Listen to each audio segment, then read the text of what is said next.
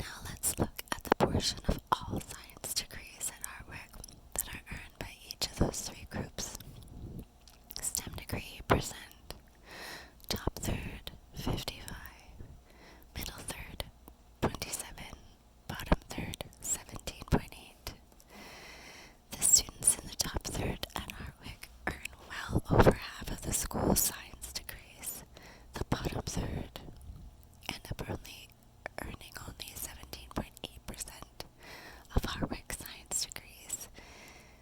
The students who come to Hardwick with the poorest levels of math ability are dropping out of math and science in droves. This much seems like common sense. Learning the advanced mathematics and physics necessary to become an engineer or scientist is really hard. And only a small number of students clustered at the top of the class are smart enough to handle the material. Now let's do the same analysis for Harvard, one of the most prestigious universities in the world. STEM majors, math, SAT, top third, 753, middle third, 674, bottom third, 581. Harvard students, not surprisingly, score far higher on the math SAT than their counterparts at Hardwick. In fact, the students at Harvard's bottom third have higher scores than the best students at Hardwick. If getting a science degree is about how smart you are, then virtually everyone at Harvard should end up with a degree, right? At least on paper. There is no one at Harvard who lacks the intellectual firepower to master the coursework. Well, let's look at the portion of degrees that are earned by each group. STEM degree percent, top third, 53.4%. Middle third, 31.2%. Bottom third, 15.4%. Isn't that strange? The students in the bottom third of the Harvard class drop out of math and science just as much as their counterparts in upstate New York. Harvard has the same distribution of science degrees as Hardwick. Think about this for a moment.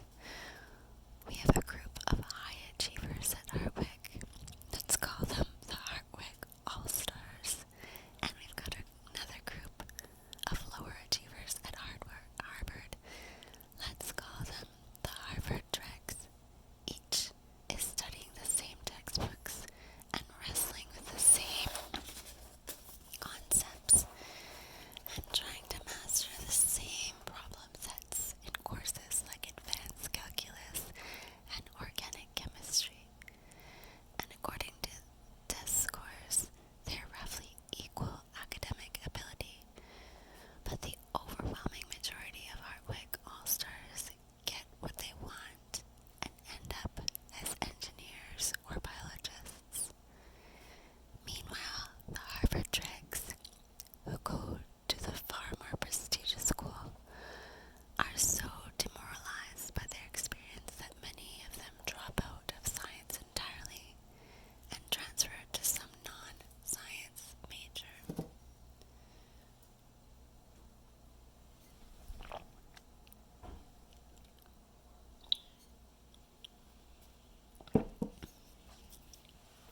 The Harvard Dregs are little fish in a very big and scary pond. The Hardwick All-Stars are big fish in a very welcoming small pond. What matters in determining the likelihood of getting a science degree is not just how smart you are, it's how smart you feel relative to other people in your classroom. By the way, this pattern holds true for virtually any school you look at, regardless of its academic quality. The sociologist Roger Eliot and Christopher Strenta ran these same numbers for 11 different liberal arts colleges across the United States. Take a look for yourself.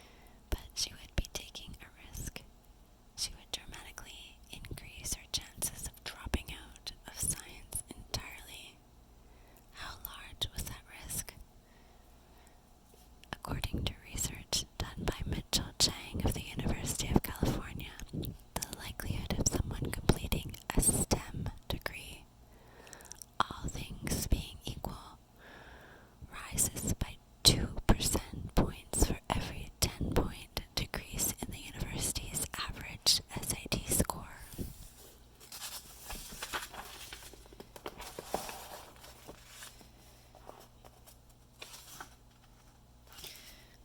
The smarter your peers, the dumber you feel. The dumber you feel, the more likely you are to drop out of science.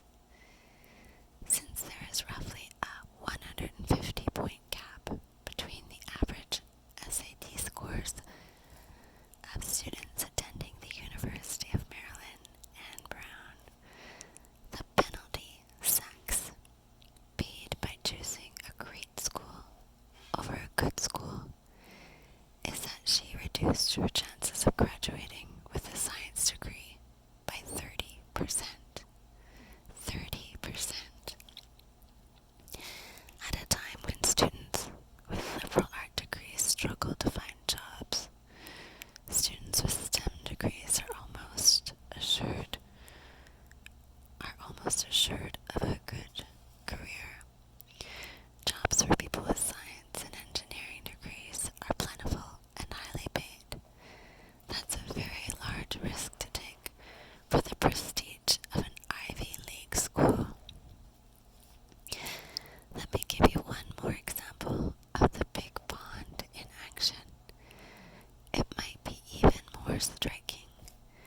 Suppose you are a university looking to hire the best young academics coming out of graduate school. What should your hiring strategy be? Should you only hire graduates from the most elite graduate schools? Or should you hire students who finish at the top of their class, regardless of what school they went to? Most universities follow the first strategy. They even make a boast out of it. We hire only graduates of the very top schools. But I hope that by this point you're at least a little bit skeptical of that position. Shouldn't a big fish at a little pond be worth at least a second look before a little fish at a big pond is chosen? Luckily, there is a very simple way to compare those two strategies. It comes from the work of John Conley and Alexander Onder on the graduates of PhD programs in economics. In academic economics, there are a handful of economic journals that everyone in the field reads and respects.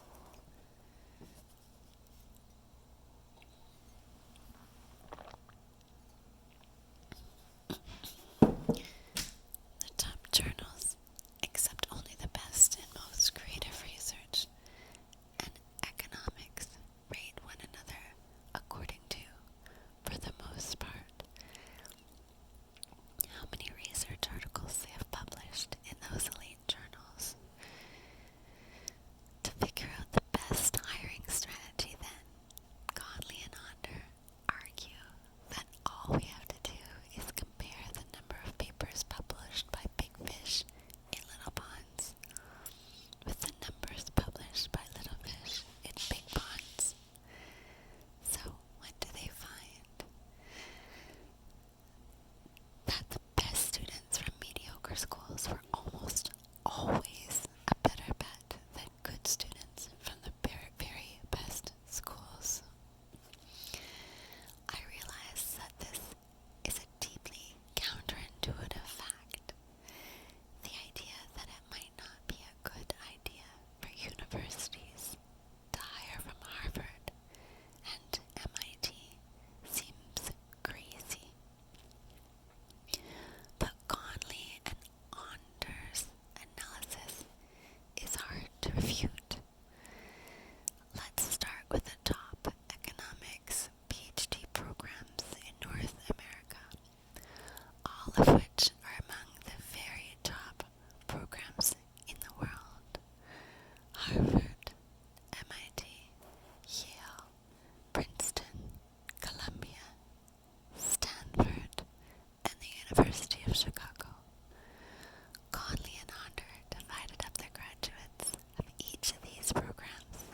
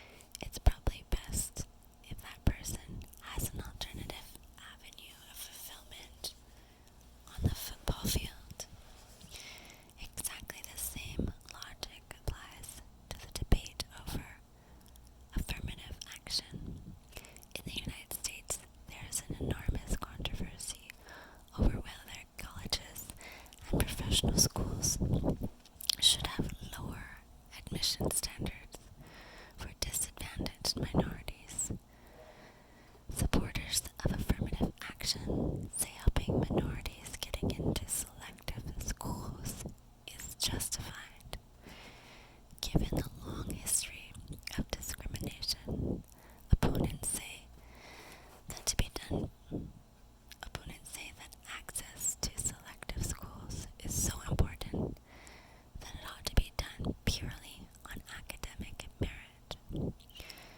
A group in the middle says that using race as the basis for preference is a mistake, and what we really should be doing is giving preference to people who are poor. What all these three groups take for granted is that being able to get into a great school is such an important advantage that the small number of spaces at the top are worth fighting for. But why on earth are people convinced that places at the top are so valuable that they're worth fighting over? Affirmative action is practiced most aggressively in law schools, where black students are routinely offered positions in schools one tier higher than they would otherwise be able to attend. The result, according to the law professor Richard Sander, more than half of all African American law students in the United States, 51.6%, are in the bottom 10% of their law school classes, and almost 3/4 fall in the bottom 20%. After reading about how hard it is to get a science degree, if you're at the bottom of your class, you'll probably agree that these statistics are terrifying. Remember what Caroline Sachs said? Wow, the other people are mastering this. Even people who were as clueless as I was in the beginning. And I just can't seem to learn to think in this manner. Sachs isn't stupid. She's really, really smart. But Brown University made her feel stupid. And if she truly wanted to graduate with a science degree, the best thing for her to do would have been to go down a notch to Maryland. Well, friends, I think I'm going to stop here, and I'll read the next part next week to you. I hope you enjoyed this. It's a long video, almost